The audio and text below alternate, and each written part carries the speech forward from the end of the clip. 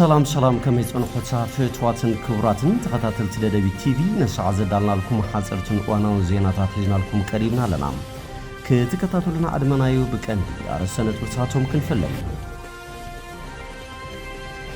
ناب فيدرال زقربه صبصاب اب كابينه قريبو مييت استغبرلون ناي حدحد ابيات عيو سرح فصاصما مسرت بمغبار زتدالون مخانو بريزيدنت غزاو محدار تግራይ ጀነራል ታደሰ ወረደ ገሊጾም ኣብ ስርዓት ፍትሕ ዝረኣይ ጉድለታት ንምእራምን ስሉጥ ኣገልግሎት ንምሃብን ተሳትፎ ህዝቢ ምብራኽ ከም ዝጠልብ ሓላፊ ቢሮ ፍትሕ ትግራይ ኣይተ ኪዱ ነጋሽ ገሊጾም ጉቡእ ተረባሕነትን ክብርን ደቂ ኣንስትዮ ትግራይ ንምርጋጽ ሓበራዊ ጻዕሪ ከም ዘድሊ ተገሊጹ ላዕለዋይ ልኡኽ ኤርትራ ናብ ግብጺ ኣምሪሑ ባንክ ወጋገን ምስ ዓለም ለኸ ኮርፖሬሽን ፋይናንስ IFC ግልጋሎት ንግዲ ፋይናንስ ዝያዳ ንምዕባይ ዘኽእል ስምምዕ ተፈራሪሙ ኣሜሪካን ኢራንን ፍልያተን ብሰላማዊ መንገዲ ንምፍታሕ ብቁልጡፍ ናብ ዝርብ ክምለሳ ዋና ጸሓፍ ሕቡራት ሃገራት አንቶኒዮ ጉተሬዝ ኣተሓሳሲቦም ናብ ዝርዝሩ ሰጊርና ኣለና ምስ ዕለታዊ ዜናታት ቢንያም ሓድሽ ሰናይ ምክትታል ናብ ፌደራል ዝቀረበ ጸብጻብ ኣብ ካቢኔ ቀሪቡ ምይይጥ ዝተገበረሉን ናይ ሕድሕድ ኣብያተ ዕዮ ስራሕ ኣፈጻጽማ መሰረት ብምግባር ዝተዳለወን ምዃኑ ፕሬዝዳንት ግዚያዊ ምሕዳር ትግራይ ጀነራል ታደሰ ወረደ ገሊጾም ፕሬዝዳንት ግዚያዊ ምሕዳር ትግራይ ሌተናንት ጀነራል ታደሰ ወረደ ሎሚ ሚያዝያ 6 2018 ዓ.ም ኣብ እዋናዊ ኩነታት መሰረት ዝገበረ ንመራኸብቲ ሓፋሽ ዝሃብዎ መብርሂ ናብ ፌደራል ዝቀረበ ጸብጻብ ሓደ ዓመት በዋናነት ኣብ ማሕበራዊ ኢኮኖሚያውን ፖለቲካውን መሰረት ዝገበረ እንትኸውን ናይ ሕድሕድ ኣብያተ ዕዮ ስራሕ ኣፈጻጽማ ሕድሕድ ቢሮ ብዘዳለዎን ኣብ ካቢኔ ቀሪቡ ዝተካየደሉን ምዃኑ ኣብሪሆም ናብ ኣዲስ ኣበባ ምኻድ ዘድልየሉ ምኽንያት ፌደራል መንግስቲ ብዝገበሮ ጻውዒት እንትኸውን ብሓፈሻ ኣብቲ ዝቀረበ ጸብጻብ ዝርዝር ትሕዝቶ ኣብ ምምላስ ተመዛበልቲ ምውሓስ ግዝኣት ትግራይ ህልው ኩነታት ተመዛበልቲ ዝዓነው ትካላት ኣብያተ ትምህርትን ጥዕናን ምቁራጽ በጀትን መድሓኒቱን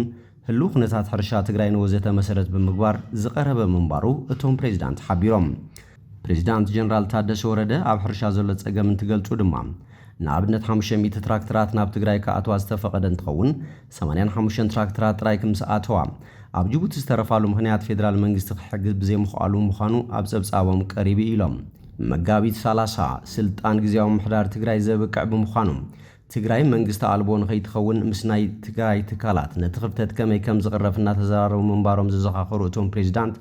ነዚ ጸገም ንምፍታሕ ድማ ቅድሚ 2 ወርሒ ጀሚሩ ይመኽሩሉ ምንባሮም ገሊጾም ናብ ኣዲስ ኣበባ እንትኸዱ ኣብዚ ጉዳይ ምስ ውዕል ፕሪቶርያ ዝምልከቱ ኣካል ብፍሉይ ምስ ኣቦ ወንበር ሕወሓት ዶክተር ደብረጽዮን ብምምኻርን ብምስምማዕን ዝተገበረ ከም ዝኾነ እውን ፕሬዝዳንት ጀነራል ታደሰ ኣብሪሆም ኣብ ስርዓት ፍትሒ ዝረኣይ ጉድለታት ንምእራምን ስሉጥ ኣገልግሎት ንምሃብን ተሳትፎ ህዝቢ ምብራኽ ከም ዝጠልብ ሓላፊ ቢሮ ፍትሒ ትግራይ ኣይተ ኪዱ ነጋሽ ገሊጾም ሓላፊ ቢሮ ፍትሒ ትግራይ ኣይተ ኪዱ ነጋሽ ኣብ እዋናዊ ጉዳይ ኣመልኪቶም ምስ ድምፂ ወያነ ትግራይ ኣብ ዘካየድዎ ቃለ ምሕተት እዩ ነዚ ዝገለጹ ምእንተ ፍትሕን ርትዕን ረዚን ዋጋ ተኸፊሉ እዩ ዝበሉ እቶም ሓላፊ ነዚ ምጥን ስራሕ ኣብ ምስራሕ ግና ጉድለታት ከም ዘለው እዮም ገሊጾም ኣብዛ ዓመት ጥራይ 17106 መዛግብቲ ናብ ክሲ ከም ዝተመርሑ ዘዘኻኸሩ እቶም ሓላፊ ካብዚኦም እቶም 28 ሚእታዊ ጥራሕ መዛግብቲ ዕልባት ረኺቦም ኢሎም ኣብ ደገፍን ክትትልን ተሓታትነታ ምርግጋጽ ምንኣስ ዓቕሚ ሰሙያን ኣመራርሓን ስርጸት ሕግን ኣስተምህሮታትን ብዝነበሩና ጉድለታት ኣብ ህዝብና ዕግበት ብዘይምፍጣርና ህዝቢ ከማረርን ኣባና እምነት ክስእን ኣሉታዊ ኣበርክቶ ዝነበሮም ምዃኑ ዝገለጹ ኣይተ ኪዱ ነጋሽ እዞም ጸገማት ንምቅላል ከም ዝስራሕ ኣብሪሆም ብሰንኪ ኣብ ልዕሊ ህዝቢ ትግራይ ዝተወልዐ ጆኖሳይዳዊ ኩናት ኣብ ሰብን ንብረትን ብዙሕ ዕንወት በጽሒ ዝበሉ ኣይተ ኪዱ ይኹን እምበር ሕጂ እውን ስርዓት ፍትሒ ትግራይ ናብ ዝሓሸ ብራኸ ክሰጋገር ግደ ኣካላት ፍትሕን መዳርግቲ ኣካላትን ልዑል ምዃኑ ገሊጾም ካብ መረዳእታ ናብ ሰብ ዝኸይድ ከይዲ ምርመራ ውፅኢቱ ልዑል ከም ዝኾነ ዝገለጹ እቶም ሓላፊ ሓሊፉ ካብ ሰብ ናብ መረዳእታ ኣብ እንኸደሉ እዋን እንፈጥረን ጉድለታት ህዝቢ ኣባና እምነት ክስእን ይገብር ከም ዘሎ ሓቢሮም ጉዳይ ፍትሒ ንቢሮ ፍትሒ ጥራይ ዝወሃብ ዘይኮነስ ንኩሎም ኣካላት ፍትሒ ዝምልከት ስለ ዝኾነ ነፍሲ ወከፍ ብጽሒትና ወሲድና ስርዓት ፍትሒ ትግራይ ምዕሩይ ክኸውን ሓላፍነትና ንፈጽም ዝብል መልእኽቲ ዝሕለፉ ኣይተ ኪዱ بعسلنة زجبر مزبع فتحي نسرعات فردي زعن نمبر زترقاقت لعلنة حق سلازيلا قد حق نسومي عكالات فتحي كنهب يقبع أوني لهم حال حالفو زقات امزلو بعسلنة نفتحي مزبع انتو مفتار نزجبرو مكسقاسات كمزلو عبسرعات فتح زراء قلتات نمقرامن سلوت أقل قلت نمهابن تساتفو زبن براق كمزتقلبون قليتهم اتهم حالافين ፖለቲካው ድባትና አካላት ፍትሂመት ከም ፖለቲካን ምግባር ዘሎ ባህግን ጽዕንቶን ልዑልዩ እዚ ዝፈጠሮ ተቃላዓይነት አካላት ፍትሂ በሪኺዩ ስለዚ እዚ ከም ዝበለ ረብሓ ከተፈጽም አካላት ፍትሂ ናብ ዘይተደልየ አንኬል ካአቱ ዝግበር ዘሎ ከይዲ ክእረም ይግባእ ክብሉውን ሓላፊ ቢሮ ፍትሒ ትግራይ አይተ ኪዱ ነጋሽ አስሚሮምሎ ጉቡእ ተረባሕነትን ክብርን ደቂ አንስትዮ ትግራይ ንምርጋጽ ሓበራዊ ጻዕሪ ከም ዘድሊ ተገሊጹ ማህበር ደቂ አንስትዮ ሶማያ መራኸብቲ ሓፋሽ ኢትዮጵያ ጨንፈር ትግራይ ምስ ማህበር እኖታት ብምዃን ዓለም ለኸ መዓልቲ ደቂ አንስትዮን መበል 25 ዓመት ምስረታ ማህበር እኖታትን አኽቢረን አዶ መንበር ማህበር ደቂ አንስትዮ ሶማያ መራኸብ ሓፋሽ ኢትዮጵያ ጨንፈር ትግራይ ጋዜጠኛ ለምለም ኃይለ ሚካኤል ማህበር እኖታት ማእገርን ድጋፍን ደቂ አንስትዮ ትግራይ ብምዃን ንዓመታት ምዝላቃ ገሊጸን ማህበር እኖታት ኣብ ዝብርክ ንኽትበጽሕ ግደ እንስተዋጽኣ መስራቲት እቲ ማህበር ንዝኾና መምህር ተበርህ ወልደ ገብርኤል ልዑል ምስጋና ከም ዝግባውን ተዛሪበን ብፍላይ ድማ ማህበር እኖታት ኣብ ዝተፈላለዩ ከባቢታት ትግራይ ኣብ ጸጋም ኩነታት ንዝርከባ ደቂ አንስትዮ ትግራይ ኣብ ምክልኻል ሕማም ፌስቱላን ምልቆ ማህፀንን ካልኦትን ዝገብሮ ኩለ መዳያዊ ሓገዝ ዝንኣድ ምዃኑ ገሊጸን ብቐጻልነት ድማ ምስ ማህበር እኖታት ዘሎ ሓበራዊ ስራሕን ዝምድናን ተጠናኺሩ ከም ዝቕጽል ተዛሪበን አማራሓት ማህበር ጋዜጠኛ ፍሮይኒ ገብረ ህይወት በወገነን ቀደም ክብል ተጣይሹ ኣብ ዝሓሸ ብርኪ በጽሑ ዝነበረ ማህበር ጋዜጠኛታት ትግራይ ደቂ አንስትዮ ናብ ዝነበሮ ልዑል ብርኪ ንምምላስ ኩለ መዳያዊ ጻዕሪ ከም ዝግበረውን ተዛሪበንን ኣብቲ እዋን ዋና ዳይሬክተር ማህበር እኖታት አይተ አሸናፊ አስመላሽ በወገኖም ትካሎም ማህበር ደቂ አንስትዮ ሶማያ መራኸብቲ ሓፋሽ ትግራይ ንኽትዓብን ትጽቢት ዝግበረላ አበርክቶ ክትዋጻእን ብሓባር ከም ዝሰርሑ ገሊጾም ማህበር እኖታት ካብ 1993 ዓ.ም እኖታት ኣብ ጥዕና ሰላም ኣመጋግባ ምዕባይ ዓቕምን ካልኦት መሰረታዊ ተግባራትን ኣብ ዝተፈላለዩ ከባቢታት ትግራይ ኣብ ምስራሕ ከም እትርከብ ገሊጾም ኣብዚ እዋን ድማ ኣብ መቐለ ሓዊሱ ኣብ ብዙሓት ከተማታት ትግራይ ጨናፍር ቢሮታት ምኽፋት ከም ዝኻለትን ካብዚ ብዝሓለፈ ድማ ምስ ልዕሊ 23 ዓለም ለኻዊ ትካላት ገበርቲ ሰናይን ካልኦት ዓለም ለኻዊ ትካላትን ዝምድና ምፍጣር ከም ዝተኻእለ ተዛሪቦም ተሳተፍቲ ጋዜጠኛታት በወገነን ማህበር እኖታት ካብ ነዊሕ ዓመታት ኣብ ኩለ መዳያዊ ምድጋፍ ደቂ አንስትዮ ትገብሮ ዘላ ኩለ መዳያዊ ድጋፍ ንኢደን አዶ መንበር ማህበር ደቂ አንስትዮ መቐለ ወይዘሮ ርግበ ደቂ አንስትዮ ትግራይ ግቡእ ረብሓን ክብርን ክረኽባ ሓበራዊ ጻዕሪ ከም ዘድሊ ድማ ኣብቲ እዋን ገሊጸን ላዕለዋይ ልኡኽ ኤርትራ ናብ ግብፂ ከም ዘምርሐ ተገሊጹ ሓላፊ ቁጠባዊ ጉዳያት ህግደፍ አይተ ነስረዲን ሳልሕን ሚኒስትር ንግድን ኢንዱስትሪን ዝሓዘ ላዕለዋይ ልኡኽ ኣብ ካይሮ ናይ 3 መዓልቲ ዑደት የካይድ ከም ዘሎ ተገሊጹሎም ሚኒስትር ዜና ኤርትራ ብሶሉስ ኣብ ዘውፅኦ ሓበሬታ እቲ ልኡኽ ኤርትራ ኣብ ግብፂ ምስ ሚኒስትር ጉዳያት ወጻእቲ ሃገር ዶክተር ባድር ዓብድልዓጢ ከምኡውን ሚኒስትር ወፍርን ንግዲ ወጻእን ዶክተር መሐመድ ፋሪድ ሳልሕ ተራኺቡ ክልተ ቁጠባዊ ሽርክነት ኣብ ምድንፋዕ ጽዑቕ ዝርብ ከካይድ እዩ ብጀካዚ ምስ ካልኦት ሚኒስትራትን ሰዋኒንን እውን ከዘራረብ እዩ ባንክ ወጋገን ምስ ዓለም ለኸ ኮርፖሬሽን ፋይናንስ IFC ግልጋሎት ንግዲ ፋይናንስ ዝያዳ ንምዕባይ ዝኽእል ስምምዕ ተፈራሪሙ ባንክ ወጋገን ምስ አካል ባንክ ዓለም ዝኾነ ዓለም ለኸ ኮርፖሬሽን ፋይናንስ IFC ውሕስና ንግዲ ንምሃብ ዝኽእል ስትራቴጂያዊ ስምምዕ ምሕዝነት ተፈራሪሙ ብወገን ባንክ ወጋገን ነቲ ስምምዕ ዝፈረሙ ዋና ፈጻሚ ስራሕ ባንክ ወጋገን ዶክተር አኽሊሉ ውበት እንትኾኑ ብወገን ዓለም ለኸ ኮርፖሬሽን ፋይናንስ IFC ድማ ኣብ ኢትዮጵያ ማላዊን ዛምቢያን ካንትሪ ማናጀር ዝኾና ወይዘሮ ማዳሎ ሚኖፊኤን ቅድሚ ሕጂ ባንክ ወጋገን ምስ ዓለም ለኸ ኮርፖሬት ፋይናንስ ኮርፖሬሽን IFC ኣብ ትሬጀሪ ማናጅመንት ንግዲ ወፃእን ኣታውን ከምኡውን ኣብ ክልል ምምሕዳርን ቁፅፅርን ስጋኣት ግልጋሎት ምኽሪ ምርካብ ዝኽእል ተፈራሪሞም ምንባሮም ተሓቢሩ እዩ እቲ ዝተፈረመ ስምምዕነት ስትራቴጂካዊ ምሕዝነት እቲ ባንኪ ምስ ዓለም ለኸ ኮርፖሬሽን ፋይናንስ IFC $10 ሚልዮን ኣሜሪካን ምርካብ ዝኽእል ኮይኑ እዙውን ባንክ ወጋገን ኣብ ዘፈር ንግዲ ወፃእን ኣታውን ዝተዋፍሩ ዓማዊል ዝበለጸ ተበጻሕን ስሉጥን ውሕስና ግልጋሎትን መሃብ ከም ዝኽእሎ ተገሊጹ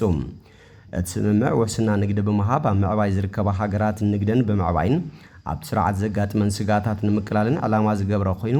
ባንክ ወጋገን ምስቲ ኮርፖሬሽን ኣብ ዝተዘርግሕ ዓለም ለኸ መደብ ፋይናንስ ንግዲ ተጠቃሚ ንምዃን ዘኽእሎ እዩ። ኣብ ስነ ስርዓት ፊርማ ዋና ፈጻሚ ስራሕ ባንክ ወጋገን ዶክተር ኣኽሊሉ ውበት ምስ ዓለም ለኸ ኮርፖሬሽን IFC ዝተገበረ ስትራቴጂያዊ ምሕዝነታዊ ስምዕት ባንኪ ኣብ ወፃን ኣታውን ንግዲ ንዝተዋፈሩ ዓማዊል ባንኩ ዝህቦ ግልጋሎት ናብ ዝለዓለ ብርኪ ኣብ ምዕባይ ልዑል ግደ ከም ዘለዎ ተዛሪቦም።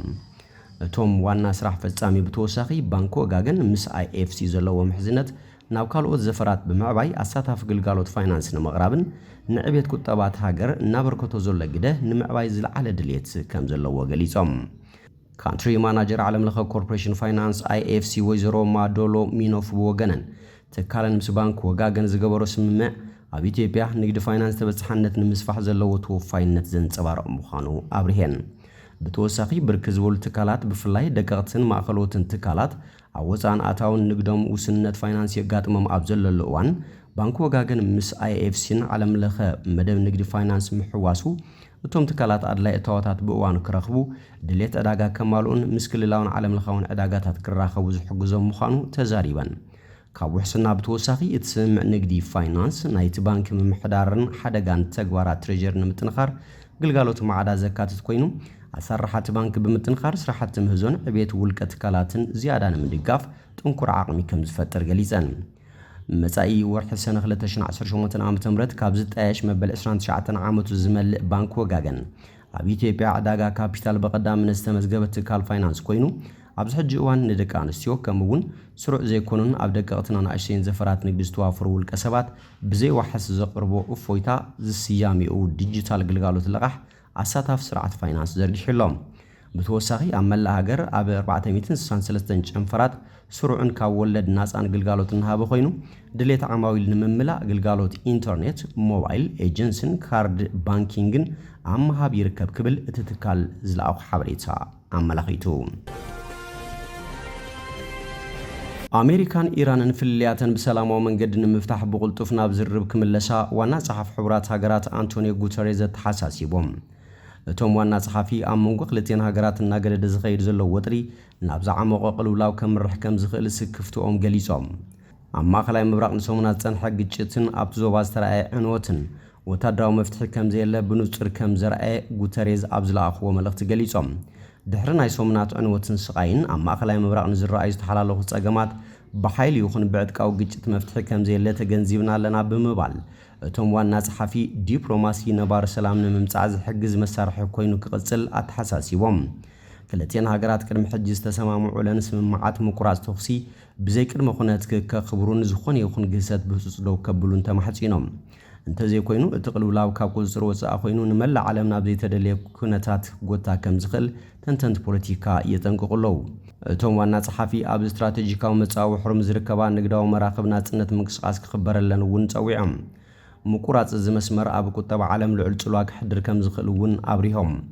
እዚ ከምዚ ኢሉ እናሃሎ ዓለም ለኸ ትካል ገንዘብ IMF ባንኪ ዓለምን ኣህጉራዊ ትካል ጸዓትን ሃገራት ቀረብ ጸዓት ካብ ምድራትን ኣብ ሰደድ ገደብ ካብ ምግባርን ክቁጠባ ተሓሳሲቦም። ሓላፊ ኣህጉራዊ ትካል ጸዓት ፋቲሕ ቢሮል ናጻ ምንቅስቓስ ቀረብ ነዳዲ ክግበር ክጽውዕ እንከሎ ኣካያዲት ዳይሬክተር ኣህጉራዊ ትካል ገንዘብ IMF ክሪስታሊና ጆርጂቫ ሰደድ ነዳዲ ምድራት ብፍላይ ኣብ ዝማዕበለ ሃገራት ንዘሎ ዓለማዊ ዘይምዕሩይነት ከም ዘጋድድ ገሊጻ። መራሕቲ ትካላት ነዚ ጻውዒት ዘቕረቡ ዋጋ ነዳዲ ንሓደ በርሚል ልዕሊ $100 ኣብ ዝወስኸሉን ዳርጋ 20 ሚእታዊት ቀረብ ነዳድን ተፈጥሮኣዊ ጋዝን ዓለም ኣብ ሓደጋ ኣብ ዝወደቐሉን እዋን እዩ። ማሕበረሰብ ዓለም እውን ነቲ ቅልውላው ድሕሪት ንምምላስ ስሙር ግንባር ክህሉን ክልቲአን ሃገራት ምእንቲ ዞባውን ዓለማውን ሰላም ክብሉ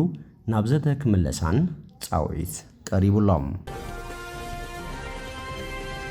እምበር ከስፍትዋትን ክቡራትን ተኸታተልቲ ደደቢት ቲቪ ንሰዓት ዘዳልናልኩም ዜናታት ነዚ የሚመስሉ ስለ ትምክታልኩም ኣመስጊና ብኻልኦት ሳምራኸብ ሰሰናይና ኣኹም